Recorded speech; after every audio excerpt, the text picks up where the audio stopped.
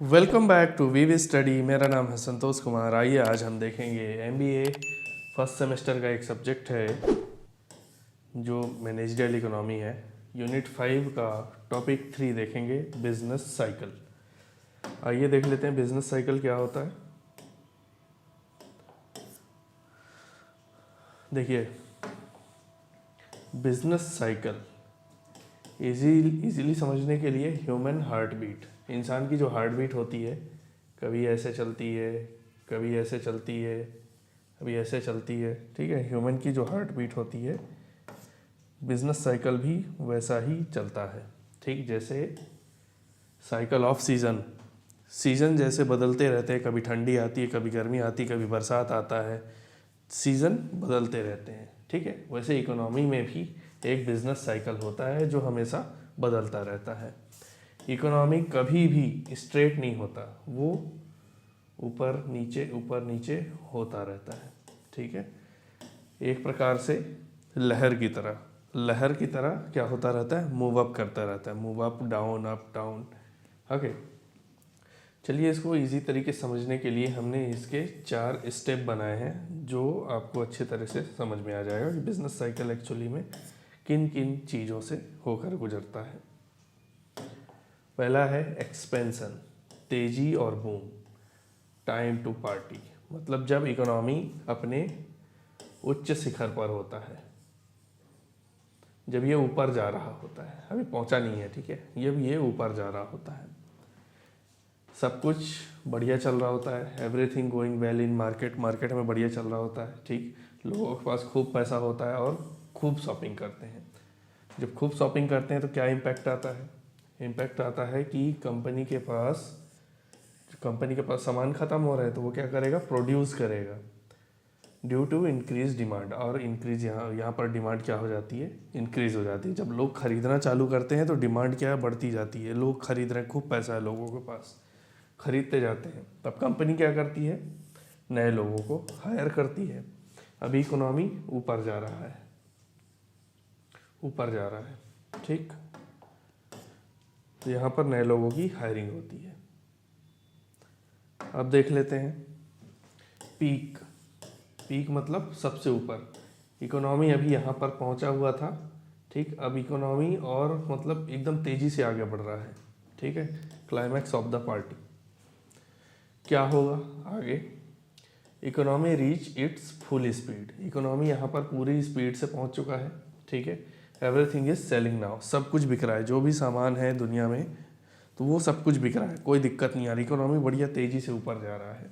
ठीक, thing start getting expensive, inflation increase. और जब सब कुछ चीज़ें, जब ये इकोनॉमी ऊपर जाएगी तो चीज़ें क्या हो जाएंगी, महंगी होना चालू हो जाएंगी, इन्फ्लेशन बढ़ना चालू हो जाएगा।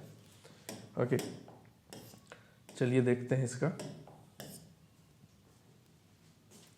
Contraction, recession. अब यहाँ पर मंदी आना चालू हो जाएगा। पार्टी ख़त्म हो गई, अब बिल भरने का टाइम आ गया। क्या हुआ एक्चुअली में, अब यहाँ पर जब मंदी आती है तो लोग यहाँ पर ख़रीदना कम करना चालू कर देते हैं। क्यों? क्योंकि महंगाई आ चुकी है। ठीक है, यहाँ पर गुड्स स्टॉप सेलिंग और सामान बिकना बंद हो जाता है। इसका क्या इम्पैक्ट आएगा? इसका इम्पैक्ट आएगा कंपनी का जो प्रॉफिट है वो गिरने लगेगा। पहले तो बहुत तेज़ी से आगे बढ़ रहा था। ठीक, अब कंपनी का प्रॉफिट जो है वो गिरने लगता है। जब गिरने लगता है तो कंपनी स्टार्ट फायरिंग, एम्प्लॉय को क्या करता है, निकालने की कोशिश करने लगता है। Since there is no work, अब जब कंपनी को फ़ायदा नहीं होगा तो कंपनी क्या करेगी, एम्प्लॉय को फायरिंग करना चालू करेगी कि तुम निकलो यहाँ से, तुम्हारी ज़रूरत नहीं है। और जब ज़रूरत होगी तो नई हायरिंग चालू करेगी। ठीक है, अब यहाँ पर देखते हैं ट्रफ रिकवरी, न्यू बिगिनिंग। अब यहाँ पर पहले हमने क्या देखा, पहले हमने देखा कि ये इकोनॉमी जा रहा है ऊपर। अब हमने क्या देखा, वो इकोनॉमी वापस से डाउन हो रही है। ठीक है, तो ये बिजनेस साइकिल ऐसे चलता रहता है हमेशा, कभी नहीं रुकता। बिजनेस साइकिल हमेशा चलते रहता है। ठीक है, this is the lowest point. ठीक है, ये सबसे लोवेस्ट पॉइंट है जब इकोनॉमी खुद को रिकवर करती है, रिकवर करेगी, फिर वापस से पीक में जाएगी, फिर वापस से फायरिंग होगा। Things become so cheap here that people slowly start buying. अब यहाँ पर चीज़ें क्या हो जाती है, सस्ती होना चालू हो जाती है। जब चीज़ें सस्ती होना चालू हो जाएगी तो लोग खरीदना चालू कर देंगे, और जब चालू करेंगे खरीदना तो the cycle start moving toward the first point expansion again. अब जैसे कि आपको बताया मैंने कि यहाँ पर पहले जैसा था बिजनेस साइकिल, वापस से बिजनेस साइकिल ऐसे घूम जाएगा, फिर से हमेशा ये बिजनेस साइकिल चलता रहेगा। ठीक है, यही है बिजनेस साइकिल। ओके, चलिए आगे चलते हैं। ये टॉपिक ख़त्म हुआ आपका। अब आते हैं हम यूनिट 5 टॉपिक 4 में, बैलेंस अकाउंट। बैलेंस अकाउंट क्या होता है ये?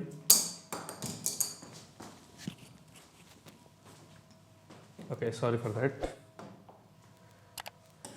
Balance of account, balance of trade, यह क्या है? जो सामान दिखता है उसका खाता, जो सामान दिखता है उसका खाता।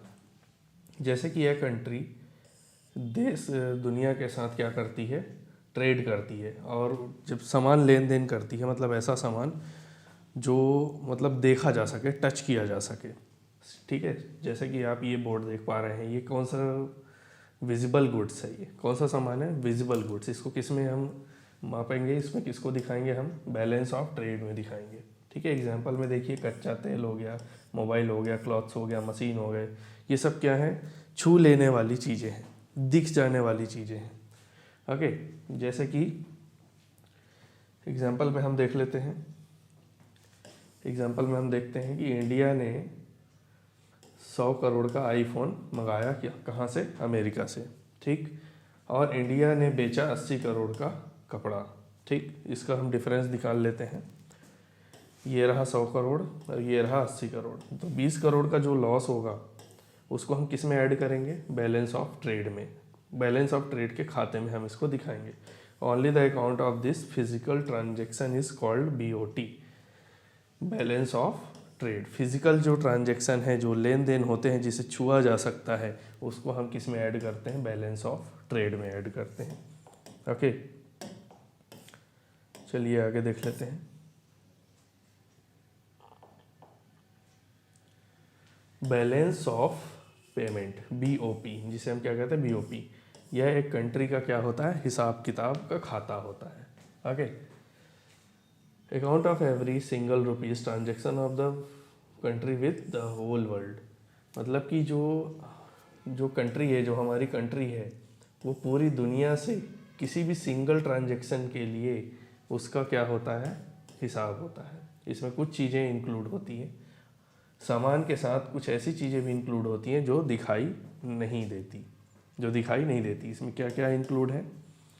देखिए, गुड्स किस में आएगा?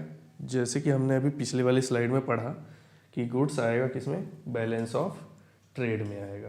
ओके, सर्विस में क्या आएगा? लाइक इंडियन IT कंपनीज, जो भारतीय IT कंपनी है, जैसे TCS हो गया, इन्फोसिस हो गया, ये अमेरिका के लिए क्या बनाया? सॉफ्टवेयर बनाया। ठीक, जो दिखाई नहीं देता। बैलेंस ऑफ ट्रेड में जो दिखाई देता है और जो दिखाई नहीं देता, जैसे कि अमेरिका ने अमेरिका के लिए सॉफ्टवेयर बनाया। ओके, मनी ट्रांजैक्शन, जैसे कि कोई NRI है, रिलेटिव है, sending money from Dubai to India. ठीक है, कोई विदेश से भारत में पैसे भेजता है, जो करेंसी एक्सचेंज होती है।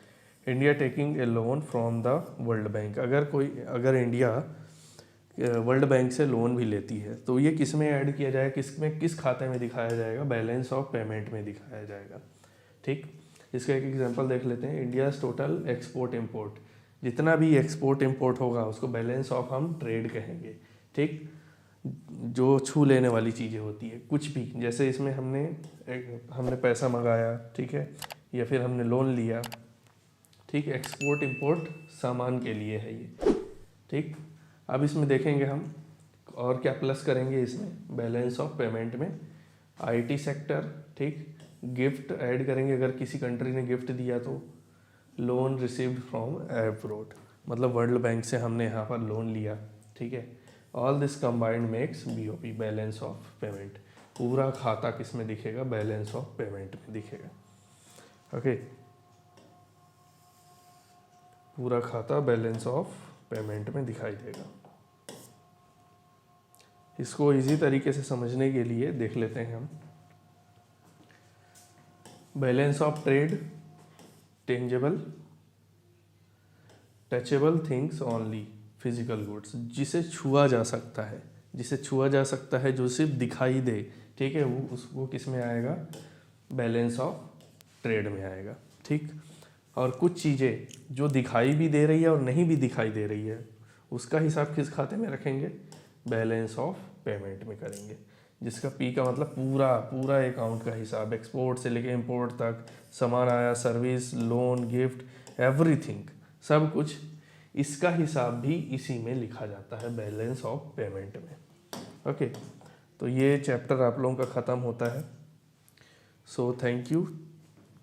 अगर आपको ये टॉपिक समझ में आया हो तो इस वीडियो को लाइक कीजिए, शेयर कीजिए, ठीक। चैनल को सब्सक्राइब करना मत भूलिएगा, उसमें बेल आइकन प्रेस कर लीजिएगा आप लोग, ठीक है, ताकि आने वाले टाइम में आपके पास लेटेस्ट अपडेट मिल सके। Thank you so much.